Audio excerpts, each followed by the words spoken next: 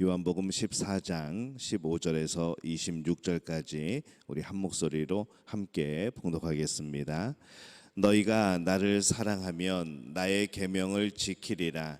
내가 아버지께 구하겠으니 그가 또 다른 보혜사를 너희에게 주사 영원토록 너희와 함께 있게 하리니 그는 진리의 영이라. 세상은 능히 그를 받지 못하나니 이는 그를 보지도 못하고 알지도 못함이라. 그러나 너희는 그를 아나니 그는 너희와 함께 거하심이요 또 너희 속에 계시겠습니다. 내가 너희를 고아와 같이 버려두지 아니하고 너희에게로 오리라.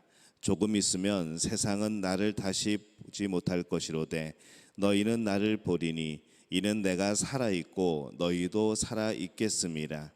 그날에는 내가 아버지 안에 너희가 내 안에 내가 너희 안에 있는 것을 너희가 알리라.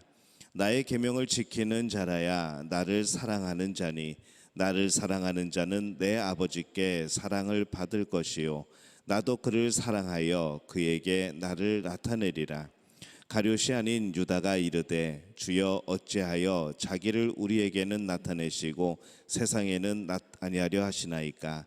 예수께서 대답하여 이르시되 사람이 나를 사랑하면 내 말을 지키리니 내 아버지께서 그를 사랑하실 것이요 우리가 그에게 가서 거처를 그와 함께 하리라. 나를 사랑하지 아니하는 자는 내 말을 지키지 아니하나니 너희가 듣는 말은 내 말이 아니요 나를 보내신 아버지의 말씀이니라. 내가 아직 너희와 함께 있어서 이 말을 너희에게 하였거니와 보혜사 곧 아버지께서 내 이름으로 보내실 성령 그가 너희에게 모든 것을 가르치고 내가 너희에게 말한 모든 것을 생각나게 하리라. 아멘. 할렐루야. 하나님의 은혜가 우리 특별 새벽 기도회 우리 고난을 생각하면서 주님을 기억하며 또 그 십자가 앞에서는 귀한 또 은혜의 자리에 나오신 여러분들을 주님의 이름으로 또 축복하고 또 사랑합니다. 성경은 우리가 어떻게 살고 또 어떻게 행동을 하고 또 어떻게 생각하고 어떻게 말해야 되는지 반복해서 말씀을 하죠. 이 성경 말씀 안에는 우리를 향한 그런 명령도 있습니다. 우리가 무엇을 해야 하는지, 얼마만큼 자신을 헌신하며 살아가야 되는지, 어떤 사명을 위해서 구별되게 그렇게 살아가야 하는지 그것도 계속해서 가르쳐 주시죠. 아울러서 이 신약 성경은 대부분 그리스도께서 우리를 위해서 이미 이루어 놓으신 일들, 그것들을 강조를 합니다. 우리가 아무런 공로 없이 믿음으로 그렇게 부름받아서 의롭게 되었고 또 그리스도와 성령께서 우리를 위해서 계속해서 중보하고 계신다는 사실을 우리는 알고 있는 것이죠. 이 하나님 나라의 상속자라는 것도 우리는 이미 알고 있습니다. 우리가 그것을 어떻게 알았는가 하면 우리가 성경 말씀을 통해서 우리가 그 약속을 받고 또 믿고 그렇게 확신한 겁니다. 오늘 말씀에서 예수님은 이 제자들을 위로하시면서 예수님이 떠난 이후에 이 성령을 보내실 것을 약속을 합니다. 지금 제자들은 예수님을 잃는다는, 예수님이 자신들을 떠난다는, 어떻게 보면은 예수님이 자기들을 버리고 이제 떠나신다는 그런 말씀을 들은 다음에 굉장히 그 마음 속에서 두려움과 불안함이 있습니다. 지금까지는 뭐 걱정이 없었죠. 예수님을 따라 나설 때에 그때는 마음이 어땠을지는 모르겠지만은 일단 예수님을 따라다녀 보니까 놀라운 역사가 나타나고 뭐 몇 번 죽었다가 살아나기도 하고 뭐 폭풍 속에서도 파도를 잠잠케 하시는 그런 예수님도 만나고 또 여러 가지 뭐 먹을 것이 없을 때 먹을 것을 막 이렇게 만들어 주시는 예수님도 보고 또 이분이 나중에 하나님 나라 그 왕국을 세울 때에 자신들이 한 자리를 감당할 것 같은 그러한 생각에 굉장히 기뻐하고 담대하고 그렇게 살아갔습니다. 근데 계속해서 예수님이 하시는 말씀은 내가 십자가에서 죽는다고 말씀을 하시고 내가 너희를 떠난다고 말씀을 하니까 이 제자들은 참 두려워지는 것이죠. 이제 어떻게 살아야 되지? 다시 내 직업으로 돌아가야 되는 것인가? 다시 사람들이 손가락질하는 그 모습으로 또 돌아가야 되는 것인가? 실패자가 되는 것인가 이제 그런 두려움이 있습니다. 그러나 예수님은 그들이 홀로 모든 것을 감당하게 하지 않도록 다른 보혜사를 보낼 것이라 그렇게 말씀을 합니다. 우리가 잘 아듯이 보혜사는 돕는 자라는 뜻이죠. 이 헬라어는 파라클레토스라는 단어를 씁니다. 이제 파라라는 것은 모모의 옆에, 그리고 이 칼레오라는 단어는 부름을 받은 그런 뜻이죠. 그래서 우리 옆으로 부름을 받은 사람, 그래서 보혜사, 돕는 자, 위로자, 조력자, 대언자, 그리고 변호자라는 그런 의미가 있습니다. 이 성령의 그 단어 안에 그런 여러 가지 의미들이 포함되어 있는 것이죠.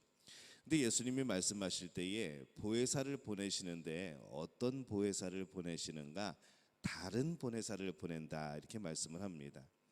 이 다른이라는 단어를 헬라어에서 찾아보면은 헤테로스라는 단어하고 알로스라는 단어를 두 가지를 씁니다.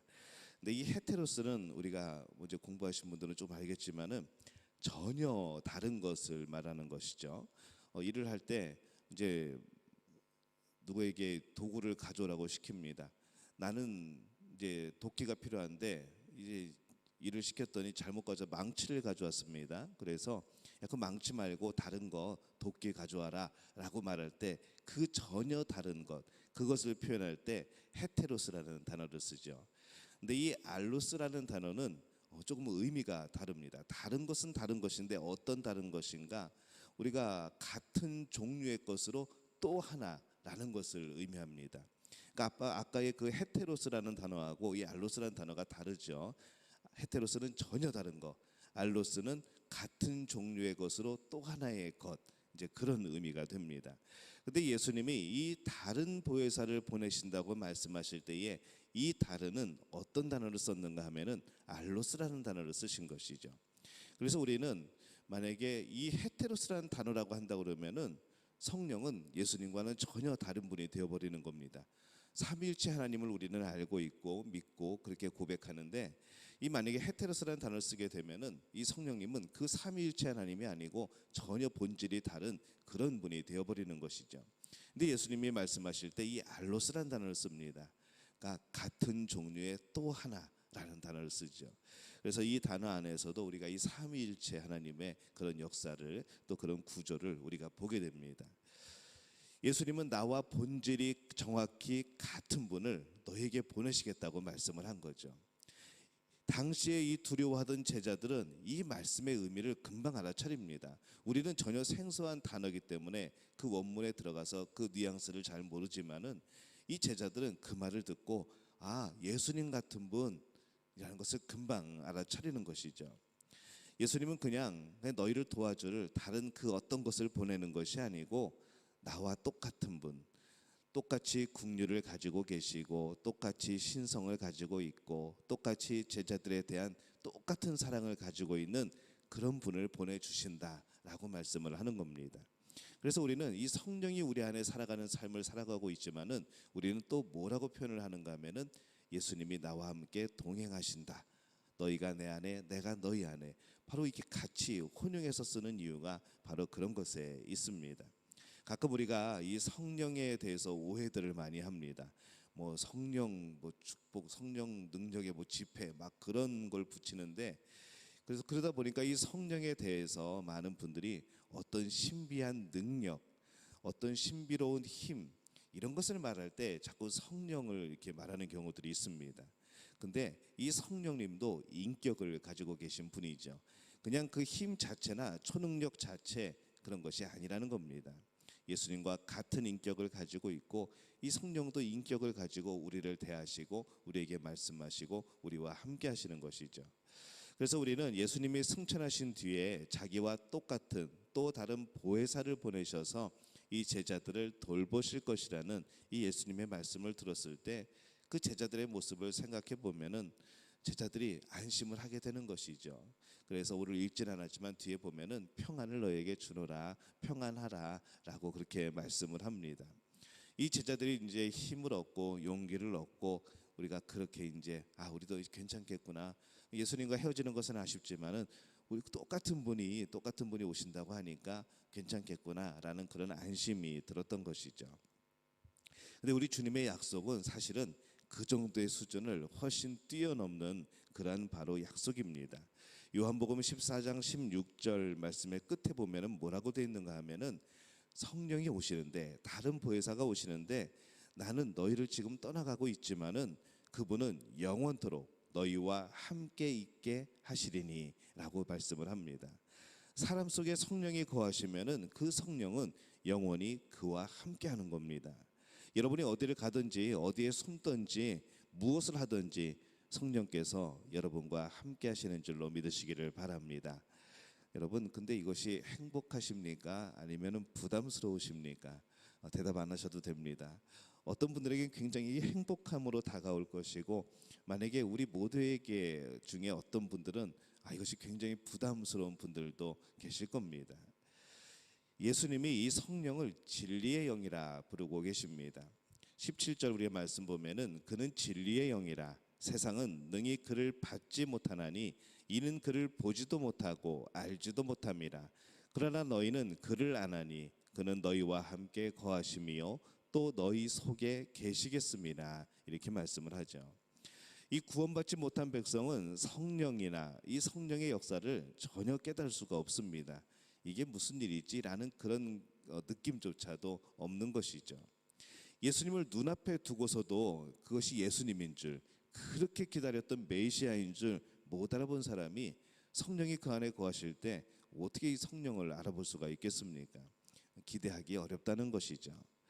어떤 사람이 하나님의 일을 이해할 수 있는 길은, 유일한 길은 무엇인가 하면은 그 사람 안에 성령이 오셔서 가르쳐 주시고 깨닫게 하는 방법밖에는 없는 겁니다. 그러니 이 거듭나지 않은 사람은, 성령이 임하지 않은 사람은 이 성령의 사역을 이해할 수가 없는 것이죠. 예수님을 영접한 사람은 과연 어떨까요? 이 요한복음 14장 17절의 마지막 부분에 보면은 이렇게 말씀을 합니다. 그러나 너희는 그를 아나니 그는 너희와 함께 거하심이요 또 너희 속에 계시겠습니다. 이렇게 말씀을 합니다. 이 성령께서는 예수님처럼 제자들과 함께하는 데서 그치지 않고 그들 속에 거하신다라고 말씀을 하시죠.